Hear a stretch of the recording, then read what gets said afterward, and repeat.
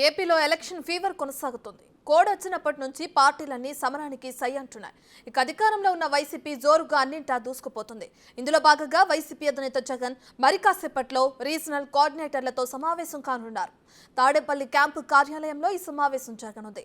రానున్న ఎన్నికల ప్రచారం ఎలా నిర్వహించాలన్న దానిపై రీజనల్ కోఆర్డినేటర్లకు ఆయన దిశానిర్దేశం చేయనున్నారు. ఇప్పటికే ఈ సమావేశం కోసం పలువురు నేతలు తాడేపల్లి క్యాంపు కార్యాలయానికి చేరుకున్నారు. జగన్ క్యాంపు కార్యాలయానికి వచ్చిన వారిలో ఎంపీ విజయసాయిరెడ్డి, వైవి సుబ్బారెడ్డి, మిథున్ రెడ్డి, మంత్రి పెద్దిరెడ్డి రామచంద్రారెడ్డి, కడప మేయర్ సురేష్, ఎమ్మెల్యేలు దొరబాబు, భాగ్యలక్ష్మి ఉన్నారు.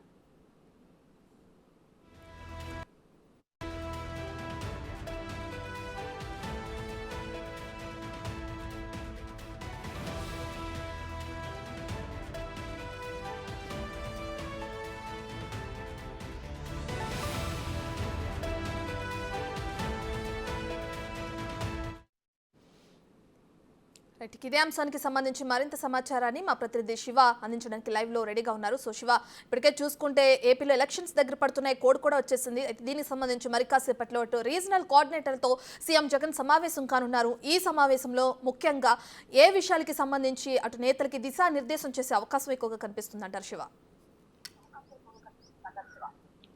రత్న మొత్తం మేము చూసుకుంటే ముఖ్యమంత్రి వైసీపీ అధినేత జగన్మోహన్ రెడ్డి రీజనల్ కోఆర్డినేటర్లతో కొద్దిసేపు క్రితమే సమావేశమయ్యారు. ఈ సమావేశంలో ప్రధానంగా రానున్న రోజుల్లో అంటే దాదాపుగా ఎన్నికల ప్రక్రియకి సంబంధించి ఇంకా 2 నెలల సమయం ఉన్న నేపథ్యంలో కూడా కార్యకర్తలు నేతలతో ఏ విధంగా వ్యవహరించాలి, అలాగే త్వరలో చేయబోతున్న బస్సు యాత్రకి సంబంధించి రూట్ మ్యాప్ ఖరారు. ఎందుకంటే ఒక్కొక్క జిల్లాకి సంబంధించి కూడా కొత్త జిల్లాల ప్రకారం కూడా పార్లమెంటు పరిధిలో రకరకాల ఉన్నాయి. ఒక నియోజకవర్గం నుంచి మరొక నియోజకవర్గానికి వెళ్ళే క్రమంలో కూడా వేరే పార్లమెంటు పరిధి కూడా వచ్చే అవకాశం కనిపిస్తాం. దాంతో పాటుగా ఎన్నికల్లో గెలిపే వ్యూహంగా ఏ రకమైన వ్యవహరించాలి, అలాగే నియోజకవర్గంలో కొత్తగా వచ్చిన అభ్యర్థుల స్థితిగతులు ఏంటి, అక్కడ ప్రత్యర్థి బలాబలాలు ఏంటి, అలాగే 2 నెలల పాటు ఎన్నికలకు సంబంధించి అంటే వాస్తవానికి మొదటి ఫేజ్ అనుకున్న నేపథ్యంలో కూడా దాదాపుగా మేకి వాయిదా పడిన నేపథ్యంలో కూడా 4వ ఫేజ్లో ఎన్నికలు జరుగుతున్న నేపథ్యంలో ఆర్థికంగా కూడా అభ్యర్థులపై కొంత ఎక్కువగా తలకమించిన భారమయ్యే పరిస్థితి కనిపిస్తూ ఉంది.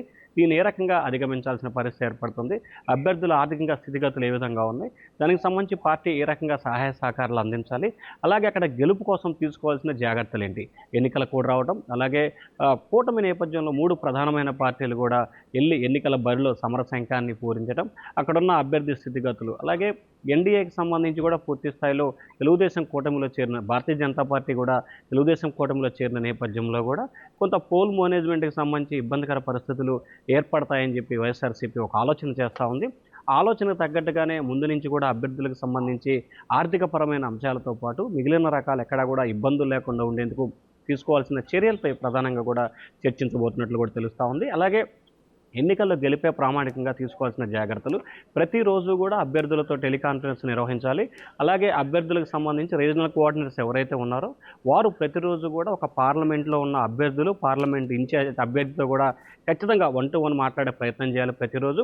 అలాగే ఆ నియోజకవర్గంలో అంటే ఆ పార్లమెంటు పరిధిలో ఉన్న స్థితిగతులు ఏమిటి, పార్టీకి ఉన్న బలాలేంటి, బలహీనతలు ఏంటి, ఏ రోజుకు ఆ రోజు నివేదిక చేసుకొని కేంద్ర కార్యాలయానికి మానిటరింగ్ చేయడం, అక్కడున్న ఇబ్బందుల నేపథ్యంలో ఏ రకమైన చర్యలు తీసుకోవాలి, ఏ రకమైన జాగ్రత్తలు తీసుకోవాలి అనే దానికి సంబంధించి కేంద్ర కార్యాలయం నుంచి డైరెక్షన్ చేసే ప్రక్రియ కొనసాగుతుంది. సో ఈ నేపథ్యంలోనే రానున్న ఎన్నికల్లో గెలిపే ధ్యేయంగా వైనాట్ 175 ధ్యేయంగా కూడా పార్టీ రీజనల్ కోఆర్డినేటర్ మొత్తం 6 రీజనల్ కోఆర్డినేటర్స్ ఇప్పటికే హాజరవడం జరిగింది. వీరన్నిటికీ కూడా ముఖ్యమంత్రి జగన్మోహన్ రెడ్డి పలు సూచనలు, సలహాలకు సంబంధించి దిశానిర్దేశం చేస్తూ ఉన్నారు. రత్న.